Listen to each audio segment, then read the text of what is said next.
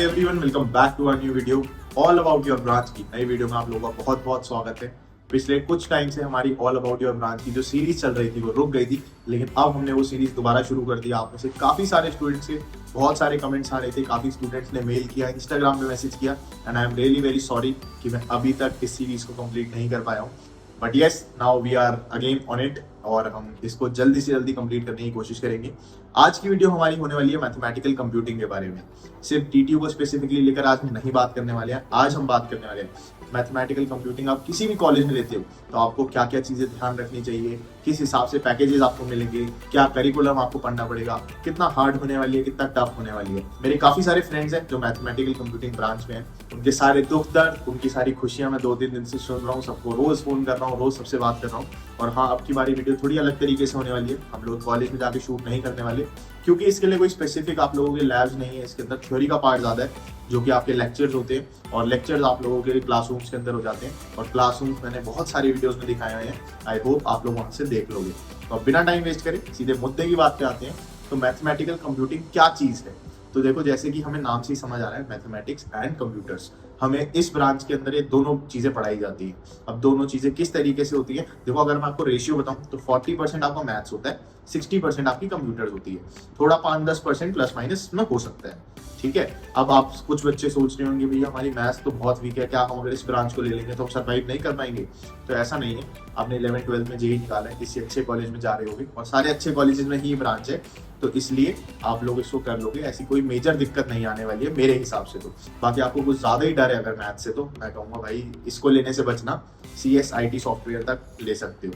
अब जब CSIT software की बात आ गई है तो भैया ये भी बता दो कि इसमें टेक की प्लेसमेंट के लिए कैसे ऑप्शंस हैं। जैसा मैंने आपको बताया, इसमें कंप्यूटर्स का 60% पार्ट है, तो डाटाबेस, AI, ML, ये बहुत सारी चीजें आप लोगों को पढ़ाई जाती है, तो इसलिए ज्यादा घबराने की जरूरत नहीं है। अगर आप लोग प्रेफरेंस लिस्ट के हिसाब से चले, जो चॉइस फिलिंग होती है उसमें आप लोगों को CSIT सॉफ्टवेयर, उसके बाद मैथमेटिकल कंप्यूटिंग डाल देना चाहिए, उसके बाद आप ECE को डाल सकते हैं। ठीक है। अब मैथमेटिकल कंप्यूटिंग क्यों?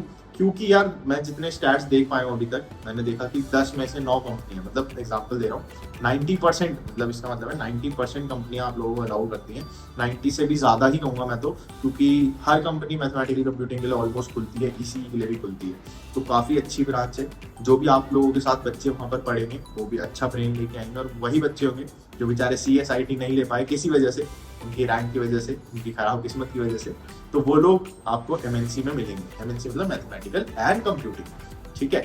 अब बात करते हैं आपके पैकेजेस, प्लेसमेंट और आप लोगों को क्या क्या सब्जेक्ट्स पढ़ने होंगे थोड़ा डिटेल में। तो मैथमेटिकल कंप्यूटिंग का जो सिलेबस है और जो करिकुलम है वो काफी इंडस्ट्री ओरिएंटेड है। इसमें सारी चीजें आप लोगों को ऐसी पढ़ाई जाएंगी जो आपकी इंडस्ट्री में काम आएंगी। जैसे आपको डाटाबेस पढ़ाया जाएगा, मशीन लर्निंग पढ़ाया जाएगा, डाटा साइंस पढ़ाया जाएगा, अलजेब्रा पढ़ाया जाएगा, प्रोबेबिलिटी, स्टैट्स, ये सारी चीजें आप लोगों को बहुत अच्छे से पढ़ाई जाएगी। और इसके साथ साथ आप लोगों को मैथ्स की थ्योरी भी पढ़ाई जाएगी। मतलब E की पावर अगर 0 है तो इसका आपको सारा मतलब थ्योरी, इसकी सारी चीजें बताना होगा। 2+2 3+3, इसका मतलब 6 है, तो ये क्यों है, इसकी थ्योरी भी आप लोगों को पढ़ाई जाएगी। तो थोड़ा इन डेप्थ सब्जेक्ट होने वाला है, प्रैक्टिकल जिसमें कम होने वाले हैं। जिनकी मैथ्स वीक है, जो थोड़े अपने आप को फ्री करना चाहते हैं कॉलेज के अंदर, उनके लिए ब्रांच नहीं है। जो बच्चे मेहनत करना चाहते हैं, मेहनती हैं, दिल लगाते हैं, साल के 12 महीने पढ़ते हैं, उन लोगों के लिए ब्रांच। अगर आप सोचो कि एक रात पहले पढ़ के आपके इसके एग्जाम्स निकल जाएंगे, पेपर निकल जाएंगे, तो भाई इस गलतफहमी मत रहना, क्योंकि मेरा एक दोस्त बेचारे की 2 सब्जेक्ट में बैक आ गई है इसी वजह से। तो आप लोग अच्छे से पढ़ना, जब से ब्रांच ले लो तब से ही पढ़ना शुरू कर देना। फर्स्ट ईयर में आप लोग चिल कर सकते हो, क्योंकि फर्स्ट ईयर में आप लोगों के पास अलग अलग सब्जेक्ट्स होंगे और पूरे आपके बैच के पास एक ही सब्जेक्ट होंगे, मतलब सेम सब्जेक्ट्स पढ़ने होंगे आपको। सेकंड ईयर से आपकी स्पेसिफिकेशन आएगी सब्जेक्ट के अंदर, तो फर्स्ट ईयर आप थोड़ा आराम कर सकते हो, बट ये सेकंड ईयर से आपको बहुत ज्यादा मेहनत करनी पड़ेगी और लगे रहना पड़ेगा इसके अंदर। तो अब बात करते हैं फैकल्टीज के बारे में। तो देखो यार, मैं तो DTU का हूँ, तो मैंने DTU के बारे में रिसर्च करी अच्छे से, बट IIT दिल्ली में भी MNC है, तो वहाँ के भी मैंने अपने फ्रेंड से पूछा था। तो कैसा करिकुलम है मैं आपको ढंग से समझा देता हूँ। देखो यार, देखो वैसे तो सारे बीटेक, सारी इंजीनियरिंग में सारी चीजें सेम होती हैं, आपको क्रेडिट्स पूरे करने होते हैं। DEC और GEC लेके, DEC होता है आपका डिपार्टमेंटल इलेक्टिव, GC होता है आपका जनरल इलेक्टिव। जनरल इलेक्टिव्स किसी भी ब्रांच के हो सकते हैं, ह्यूमैनिटीज के हो सकते हैं, मैकेनिकल के हो सकते हैं, बायोटेक के हो सकते हैं, जो मर्जी हो सकते हैं। डीसी आपकी डिपार्टमेंटल इलेक्टिव्स होते हैं। डिपार्टमेंटल इलेक्टिव्स आप लोगों के लिए कंपलसरी होते हैं, उनके क्रेडिट्स होते हैं, वो आपको 100% पूरे करने होते हैं, नहीं तो आपकी डिग्री पूरी नहीं होती है। तो वापस आ जाते हैं टॉपिक के ऊपर, फैकल्टीज के बारे में। फैकल्टीज अच्छी हैं क्योंकि ये नई ब्रांच है, तो फैकल्टीज अभी इसमें खुद भी रिसर्च कर रही हैं। ऐसा नहीं है कि इसमें आप लोगों को, जैसे मैकेनिकल बहुत पुरानी ब्रांच है तो उसके बहुत पहले से प्रोफेसर चले आ रहे हैं, इसके अंदर वो प्रोफेसर्स नहीं है जो आप लोगों को पहले इलेक्ट्रॉनिक्स पढ़ाते थे ईसी, उसके प्रोफेसर्स मिलेंगे। मैथ्स की फैकल्टीज मिलेंगी कि मैथ्स अच्छा पढ़ाती होंगी। कुछ प्रोफेसर्स ऐसे भी मिलेंगे जिनकी खुद की बुक्स हैं पब्लिश, तो मैथ्स के आपको उस लेवल के टीचर मिलेंगे। बाकी रही बात कंप्यूटर साइंस की, तो वहाँ पे जो कंप्यूटर साइंस की जो आपकी फैकल्टीज हैं वो आपको यहाँ पर आकर पढ़ा रही होंगी। ठीक है, तो फैकल्टीज अभी, क्योंकि ये नई ब्रांच है, इसको अभी 1 डेकेड भी नहीं हुआ है, 10 साल भी नहीं हुए हैं, तो अभी इतनी प्रोफेशनली हाईली इस ब्रांच के अंदर पढ़ी लिखी और पढ़ाने लिखाने लायक मेरे को नहीं लगता फैकल्टीज अभी उस लेवल तक पढ़ा सकती हैं जिस लेवल तक पिछले 50 साल पुरानी फैकल्टीज पढ़ा रही हैं या फिर उस टाइम से देख रही हैं, क्योंकि ये नई ब्रांच है। बट इस नई ब्रांच ने हाहाकार मचा रखा है मार्केट में, क्योंकि जितनी भी नई कंपनीज आ रही हैं कॉलेज, वो सब एमएनसी को टारगेट में ले रही हैं और सभी ऑलमोस्ट कंपनी उसके लिए खुली हुई है। ठीक है, तो ईसी एमएनसी में अगर किसी बच्चे को चॉइस लेनी हो तो भाई ईसी बहुत मुश्किल है, एमएनसी आप ले सकते हो, आराम से हो जाएगी, ज़्यादा दिक्कत नहीं आएगी। ठीक है, अब बात करते हैं आपकी करियर अपॉर्चुनिटीज़ के बारे में, क्योंकि अगर हमने ब्रांच ले ली उसके बाद क्या होने वाला है, हम 4 साल सर्वाइव तो कर जाएंगे, बट उसके बाद क्या।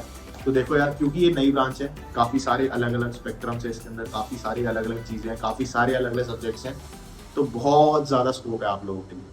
पिछले 5 सालों में ही इतना ड्रास्टिक चेंज आया है एमएनसी के अंदर। काफ़ी सारे स्टूडेंट्स अब इसको बाय इंटेंशन लेना चाहते हैं, काफ़ी सारे स्टूडेंट्स बाय इंटरेस्ट लेना चाहते हैं, तो इसलिए काफ़ी अच्छा करियर स्कोप है, क्योंकि आपको AI/ML पढ़ाया जा रहा है। AI/ML के अंदर काफ़ी सारी मैथमेटिक्स यूज होती है, तो आपको ML करने में बहुत ज़्यादा आसानी रहेगी, ऐसी कोई दिक्कत नहीं आएगी। बाकी रही बात प्लेसमेंट की कंपनीज के लिए, तो जितने भी बड़ी बड़ी कंपनीज है, गूगल, माइक्रोसॉफ्ट, गोल्डमैन सैक्स, अमेजॉन, ये सारी कंपनी आप लोगों को हायर करने के लिए आएंगी और आप लोगों के लिए खुलेंगी। ठीक है, रही बात डेलॉयट जैसी जो नॉन टेक की कंपनीज है, वो भी सारी कंपनीज आप लोगों के लिए खुली होंगी, ऐसी कोई दिक्कत की बात नहीं है। तो इसलिए आप लोग बेफिक्र हो गए, प्लेसमेंट ओरिएंटेड हो, CS नहीं मिल पा रही है तो आप लोग MNC की तरफ स्विच कर सकते हो, आपको दिक्कत नहीं आने वाली। एक चीज़ का ध्यान रखना यार, कि जब ये ब्रांच लो तो एक चीज़ अपने दिमाग में बिठा लेना कि मुझे मैथ्स पढ़नी पड़ेगी और मैथ्स थ्योरी की तरह पढ़नी पड़ेगी। जिसको मैथ्स अच्छी नहीं लगती उसके लिए बवाल होने वाला है, तो वो मैं इसको ये कहूँगा कि इस ब्रांच को ना ले, बहुत दिक्कत हो जाएगी। ठीक है, अब बहुत इंपॉर्टेंट चीज़ के बारे में बात करते हैं कि आपको इस ब्रांच के अंदर कितना टाइम मिलेगा, कितनी चीज़ें आप एक्सप्लोर कर पाओगे। जैसा मैंने शुरू में कहा, टफ ब्रांच है, मेहनत करनी पड़ेगी, बट ये जिसको टाइम चुराना होता है वो चुरा के अपनी चीज़ें कर लेता है पूरी। तो ऐसा कुछ टफ नहीं होने वाला करिकुलम। NSUT में अगर आपको, तो देखो यार, स्पेसिफिकली कॉलेज का नाम लेके बता रहा हूँ मैं, NSUT मेन कैंपस के अंदर अगर आप MNC लेते हो, बहुत टफ होने वाला है। अटेंडेंस मेंटेन करनी पड़ेगी, अच्छे मार्क्स मेंटेन करने पड़ेंगे, असाइनमेंट टाइम पे सबमिट करने पड़ेंगे। वहीं अगर हम DTU की बात करते हैं, DTU थोड़ा सा चिल है इन सब मामलों में। IIT दिल्ली की बात करते हैं, IIT दिल्ली के इन सब मामलों में चिल है। एक कॉलेज मैंने आपको बताया NSUT, उसमें MNC लेने से बचना थोड़ा सा, काफ़ी करिकुलम मुश्किल है, काफ़ी दिक्कतें आएंगी, बट येस प्लेसमेंट अपॉर्चुनिटी वहाँ पर भी बहुत अच्छी है।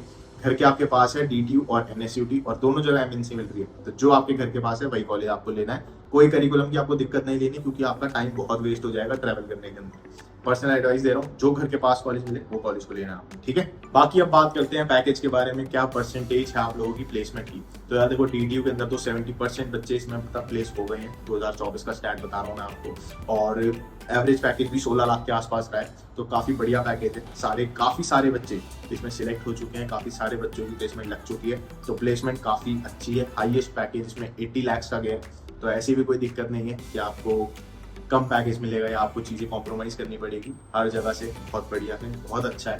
अगर आप लेना चाहते हो, तो हर बार कहता हूँ, कोई ब्रांच बेकार नहीं होती, कोई कॉलेज बेकार नहीं होता, वो आपके अंदर की स्पिरिट है, आप उस कॉलेज, उस ब्रांच में जाके कितने एफर्ट्स डालते हो और अपने आप को कितना काबिल बनाते हो। बाकी आई होप आपको आज की वीडियो बहुत ज़्यादा अच्छी लगी होगी, और अगर अच्छी लगी हो तो चैनल को सब्सक्राइब करना बिल्कुल मत भूलना। बाकी रही बात आपकी फैकल्टीज़ की, वहाँ के लैब्स की, वहाँ क्लासरूम्स की, तो मैं आपको एक वीडियो ज़रूर बना के दूंगा जिसके अंदर आप लोगों को सब कुछ दिख रहा होगा, आप लोग फील कर पाओगे वीडियो देख के।